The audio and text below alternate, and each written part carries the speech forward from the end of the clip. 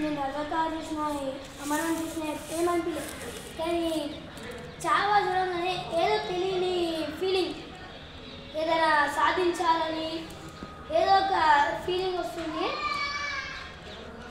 ఇంకా లాస్ట్కి మనకి కింద కనిపించింది తను చనిపోయిన డేట్ మార్చ్ 11. ఆ మార్చ్ 11 నా బర్త్డే. సెకండ్ చావా అప్పుడు నేను డిసైడ్ అయినా నేను ఏదైనా చేయాలి, నేను సెకండ్ చావా కావాలి. నా మరాఠా సామ్రాజ్యం నేనే మళ్ళా ఆర్ఎస్ఎస్ నుంచి మొదలు పెడతాను.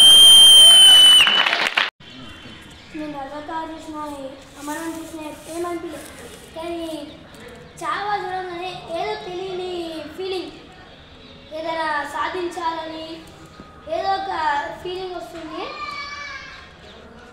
ఇంకా లాస్ట్కి మనకి కింద కనిపించింది తను చనిపోయిన డేట్ మార్చ్ 11.